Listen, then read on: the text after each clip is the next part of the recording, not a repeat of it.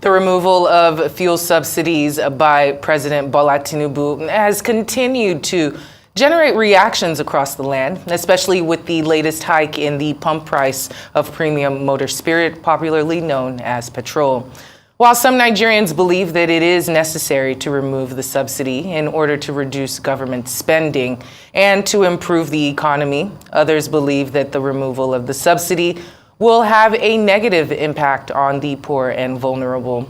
The government has said that it will provide some relief to the poor and vulnerable through a number of measures, such as cash transfers and tax breaks. However, it is unclear how effective these measures will be. Just on Wednesday, President Tinubu met with selected members of his party, the All Progressives Congress in Abuja, to discuss further modalities to be adopted in the alleviation of these hardships brought about by the removal of the subsidy on fuel. Well, joining us right now to have a conversation around the fuel subsidy removal, its impact, and the economy, and of course its people, we have a lawyer and political activist, Dele Farotimi. Thank you for joining us this afternoon. Thanks for joining us on Newsday. Thank you very much for having me. It's a pleasure being with you. Unfortunately, these times are not the rosiest. Desperation is at an all-time high. The NLC, the Labor Congress, they have threatened, well, of course they have called the palliatives proposed by the government as callous. They are quite skeptical about how the rollout will be, saying it is not transparent, and they are now saying that they think that they might pull out of talks with the government. In your opinion, is it a good idea for them to pull out of these talks, or should they stay the course and try and get some kind of negotiations, as things are quite dire and this is just the situation we're in? Well, we always try to normalize our obviously abominable situation we skirt around the issues. Because when you speak to the subject of subsidy, the way it's been framed, I believe every major candidate in the last election did say they were going to remove subsidy. But the question that nobody appears to be dealing with right now is exactly what is this subsidy? Who is subsidizing who? If the NLC is talking about withdrawing from negotiations with the government, the question is exactly who were the NLC representing at these negotiations? Were they speaking for me? Was Kabiru, the shoemaker, amongst the people the NLC was speaking for? Iyachukudi, that was selling to that abominable creature, was she also represented by the NLC? Does the NLC have a track record of speaking for the disenfranchised in Nigeria, the disinherited, and the victims of Nigeria? The NLC is a trade union. It deals with the rights of its members. It represents less than a percentile of the Nigerian people. The Nigerian people themselves exercise their franchise. Let's not speak to the legitimacy or otherwise of the person who has presumed to do what was done in one fell swoop on the 29th of May. A friend was using the analogy of a surgery for me today.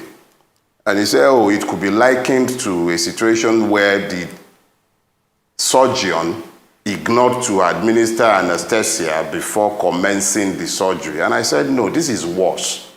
This is a situation where the only thing remaining in Nigeria that the government of Nigeria still gives to the people by default, not necessarily because it wishes them well, but because after it had destroyed our local capacity for refinery, it then began an opaque system that it has never accounted to anyone for. It has destroyed that system. By its own admission, you hear the Nigerian government telling us the bulk of what they are subsidizing are also taken out of the country and smuggled. Is it Iyachukudi and Dauda that were at the border? Are they the custom? What's the so the failure of government at all levels, the impunity of the stealings that attended the subsidy program, nobody is talking about that, but in a very callous and inhuman manner, those who purport to rule over Nigerians were seized by the courage to throw many more people into what is already a bad situation. Whether the man is meeting with his APC people, whoever he cares to meet with, all of us go to the same market. Whether the person voted APC, PDP, PPP, LP, it does not matter now.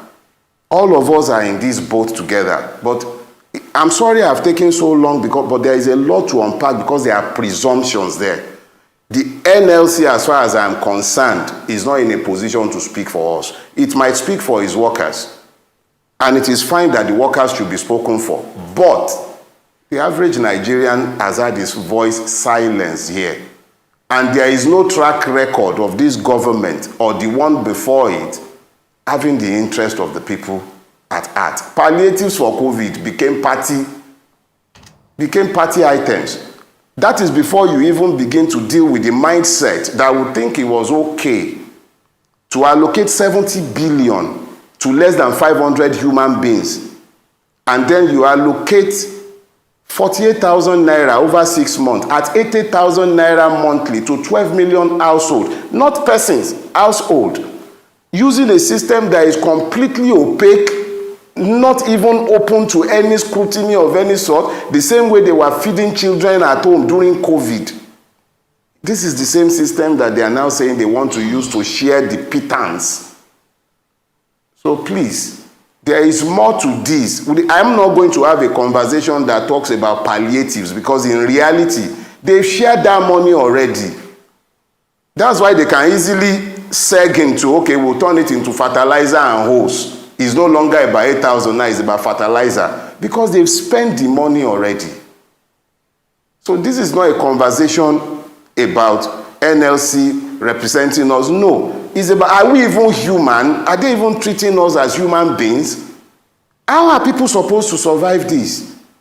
You moved it to 500 before they are even done breathing. You say, let the poor breathe. Before they could even exhale. It's gone up again. And I have it on good authority from persons in the industry that at the rate they are going, is going to go up even more. When are the poor now going to breathe? How? You're choking them, asphyxiating them, and you're talking about them breathing. How? Those who have stolen us into this situation, how are they going to pay? Who is holding them accountable? All we are talking about is remove the thing and then palliative. What about accountability? Who is talking about that? Somebody took, I think, 90 billion, the Accountant General of the Federation. What has happened? He's walking away free. Akpabio, who is sat at the Senate as the Senate President, he was facing multiple charges for stealing. That is exactly how brazen we have become. No accountability of any sort, but we want to talk about palliatives and removal of subsidy. What about paying for the crime that has led us into this mess? Who is asking those questions? The point is this: if we are indeed a democracy, we'll be finding out in the coming days because somebody has to pay for this. Somebody has to pay for this. It is not about removal of subsidy. Every major candidate in the election agreed that it had become an unsustainable fiasco. But what led into its unsustainability? Why are we not talking about that? Who are the persons responsible? Mr. Farotimi, thank you so much. You've given us, quite a very detailed and heartbreaking explanation, on what's happening in the country at the moment. But I think there's one question that is bugging my mind. It actually sounds very easy, but at the same time, it's a little bit absurd. You talked about justifying the abominable in Nigeria. So I'd like to have your own take on the NNPCL having, should I say, the boldness or the courage, to raise fuel price again just in a matter of weeks. They explained that it's in line with market realities and it's been done to save businesses. But I don't know, help me make sense of it. Does it make sense to you? Nothing in our country actually makes sense anymore, if we are going to tell ourselves the truth. Reality is that what we do these days is that we just coast along and we just allow ourselves to survive. We have lived for so long next to what is essentially a rubbish heap that we've lost our capacity to smell. So we sit down in the midst of our mess and we eat, we drink, we party, and we forget. But the thing is this, the government of Nigeria does not treat the people of Nigeria as human beings. It's not just about treating us as citizens. We are not treated as human beings. Let's imagine this. What kind of mentality, what idea governs a system or a country where the government believes that it is okay to budget 70 billion for less than 500 people and then give what is essentially nothing, crumbs, to so many. So when you now talk about NNPC, who is telling us that the petroleum industry has been deregulated, is still busy being the one fixing prices. When you ask them, what constitutes this price component? NNPC can't tell me and you. The same NNPC that was given an institutional monopoly has today handed that monopoly to a company in which it had invested $2 billion on my behalf and on your behalf. And now that company is now going to be the operator of the monopoly that once belonged to the NNPC. And we are not meant to ask questions. We can't speak to demand how did we arrive at this price. The same NNPC that told all of us in broad daylight that it is doing direct sale and direct purchase, which meant it was giving crude and it was taking product.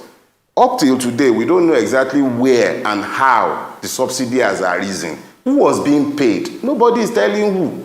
So the point is this. We've gotten to the point where they just say things because they know there will be no consequences.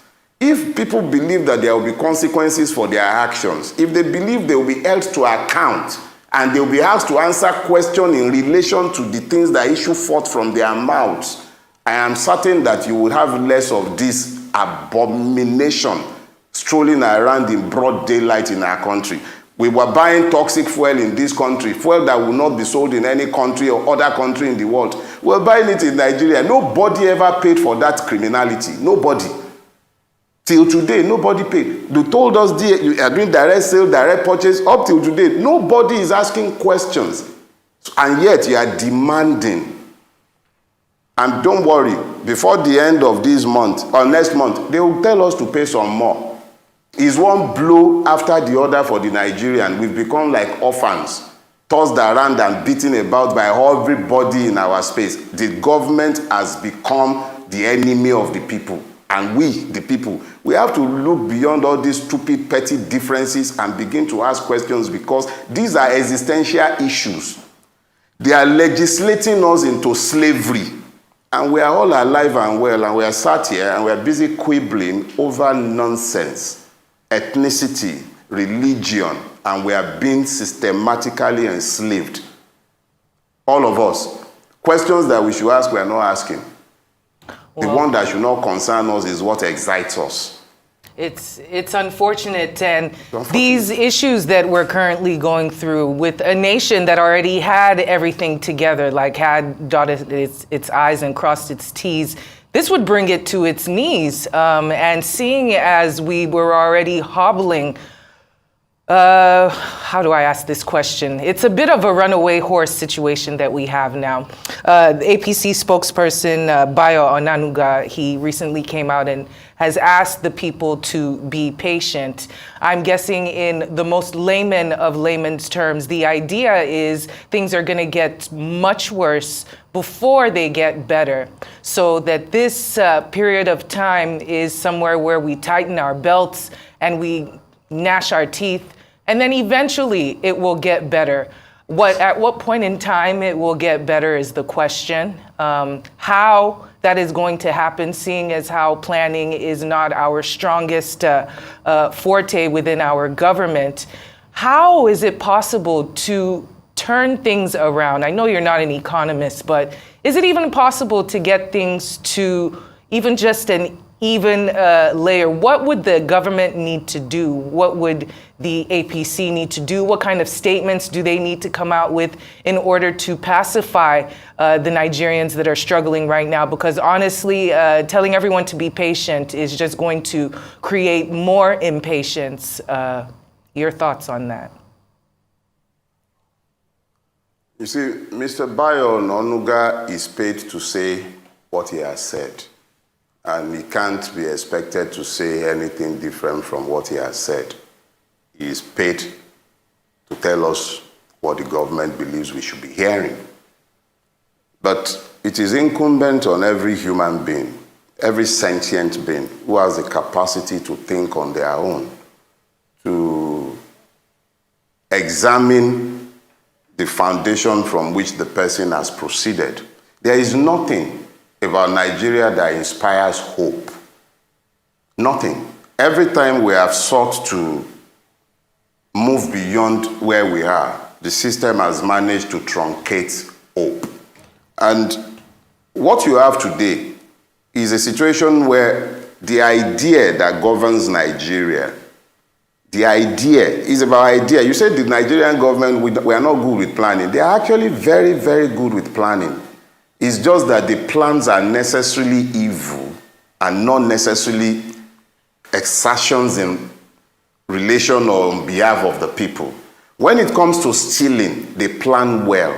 When it comes to grabbing power, they are very meticulous about planning into the future. But the interest of the people ranks nowhere in their mind. Think about it. The only thing remaining that the Nigerian benefits, and I'm not suggesting that it should have been preserved, it would eventually have had to go. But the most basic of the things that should have been done was to have made sure that at the pressure points, government would have provided palliatives to deal with the pressure points.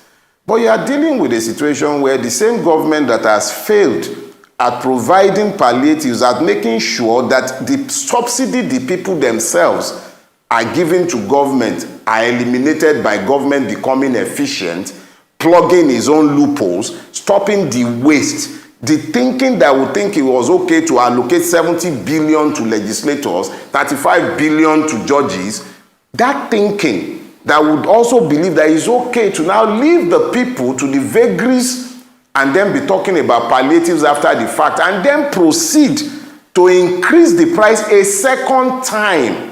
That tells you that these are not people who care anything about the people. They don't care. So all those things that Bayo Onanuga is saying is just another round of lies that the APC is not exclusive to the APC, if I may say so, but Nigerian politicians generally, but particularly the APC, since the reign of impunity has been established in this country in 2015, they don't care. All those things he was saying does not connect with the reality on the ground.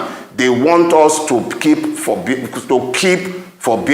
It will get better tomorrow. It has never gotten better on account of the government's action. It's taking the people at every point to provide succor for themselves and to find some relief. The government has only ever occasioned pain in the lives of Nigerians, and nobody has inflicted more pain on us than these Jeroboams who are currently in government. You come in, first thing first, people who are already under pressure, you remove subsidy, quote and unquote, but nobody has any problem with dealing with the many monsters who have stolen us blind. Somebody, Mr. Farotimi. look, The pain of the Nigerian is systemic and is deliberate. So Bayo Onanuga can say anything he likes. It does not change our reality. They don't care about us. Mr. Farotimi, you have, highlighted all the problems, all the issues, Nigeria is currently facing at the moment. But I'd like us to talk about solutions. Is it possible that the judiciary can indeed be the last hope of the common man? In developed countries, we usually hear of civil society organizations, rights groups, suing the government, taking them to court to reverse unfavorable decisions and policies taken by the government. Can that work here in Nigeria? How can we make it work? Temitope, see, our people, let me play the ethno-religious card now, the Yorubas. They say that Amokun, Erwewo, Olorile Enwo, Ewosale. You say to the cripple that the load on top of his head is lopsided. And he says back to you, you are focused on the load, you are not looking at my legs. The problem with Nigeria is that foundationally, the government is not interested in doing anything good for the people. Foundationally, the system is not designed to obey the law, is not submitted to law. Foundationally, the Nigerian is not a citizen. So when you have these abnormalities churned together in a mix, you have what we have in Nigeria. But you asked a question that is very pertinent, and it is the one that relates to the judiciary and whether we can expect the judiciary to be the last hope of the common man. I have said repeatedly, and I have no apologies for saying so, that the Nigerian judiciary as an institution has been compromised almost beyond redemption. But I also know that there are still good men and women within the system. Our particular situation at this time demands that men and women need to remember that beyond the verdict of men, there is a verdict of history, and then there is a verdict that will be handed down by God. Truth is eternal. We were all in this country. We all witnessed what happened. If men would have their consciences purchased and forget the need to uphold justice, that is left for them and for God. But we will tell their stories, and posterity will remember. So I will say without equivocation, there is nothing institutional about the Nigerian judiciary that should lead anyone to be optimistic about it retaining the capacity to dispense justice. However, as I have said, there is always a remnant. Perhaps out of these 5, there will be remnants. But only God knows who and who would those remnants be. But I do know one thing. It is up to the judiciary to save Nigeria from itself. Because the spiral of hopelessness is essentially because of the illegitimacy of the man who is running amok. Well, Mr. Dele To the sacrifices being demanded of them. That's my personal opinion. Right. And I'm entitled to it. I'm not saying that that is the opinion of Arise News. Now, if the people's strength should be aligned behind a vision for change, instead of fighting the person they believe has forced themselves on them, they will willfully follow, happily, they will follow the leader that they have elected on their own. So it is critical that there be legitimacy between those who purport to lead and those they are demanding that must follow. If I must follow you, and you are demanding that I should follow you through difficult times, then definitely I must have a say in your election and your enthronement in power. If my right as a citizen has been curtailed, then why should I follow you happily? Well, let me just interject here for the sake of time. We always say, God forbid, for situations we don't want to happen.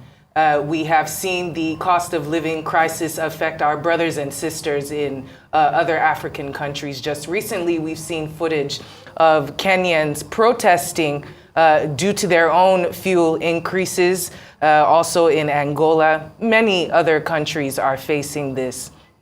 If the judiciary is our last leg for hope in this country, what about the citizens? We definitely do not want a situation where things get out of hand and violence is spread. But speak to the ways that Nigerians can channel their frustrations, let their frustrations be heard on other medium, other than social media and the likes, in a way that is commensurate to the pain that they are feeling. Is that a possibility?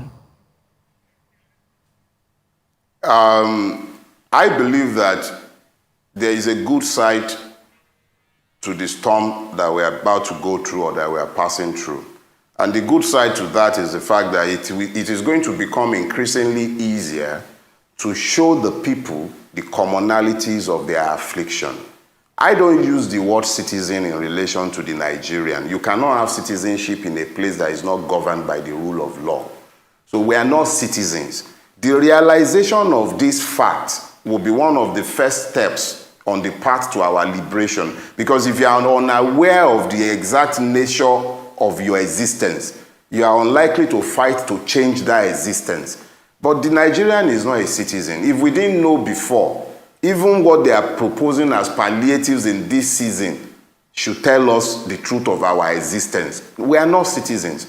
But that state of being has been exacerbated mainly because the rulers have managed to convince the people that they are enemies. So the Igbo is busy hating on the Yoruba is hating on the Hausa is hating on the Fulani, the Ijaw is hating on the Kalabari. Everybody is busy hating on themselves, but the people sharing 70 billion in the National Assembly are not from one ethnic nationality. They are from all across Nigeria. And none of them has deemed it fit to stand up and come and be shouting on behalf of the people that they purport to represent. That tells you that at the level of the ruiners of Nigeria, they understand their common interest and they have aligned. They've become one. It is the victims themselves, the people who have become so divided that they are unable to recognize the need to unite so that they can then demand to be treated as human beings and then as citizens. Because you first of all have to be treated as human beings before you can be treated as citizens.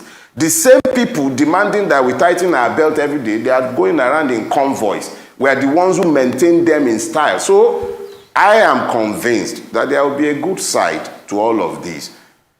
When everybody has sufficiently recognized the fact that we are all suffering the same, Yachukudi and Bolaji and even Farotimi, they will stop hating on each other and quarreling all the time. They will realize that their true enemies are the ones who have been pointing their enemies at them.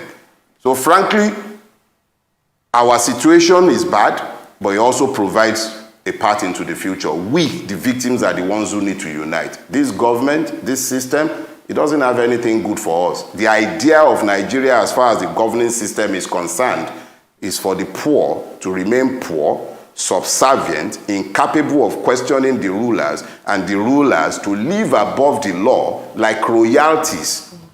And the poor can jolly well go to wherever they care to go. That is the reality of our existence in Nigeria today. Well, Mr. Dele Farotimi, you know, every time you come on the program, you always leave us tongue-tied. But thank you so much for coming on Newsday. Lawyer and political activist Dele Farotimi, thank you so much for joining us on Newsday. Retired lawyer. Retired lawyer. Thank you Thank you very much for having me.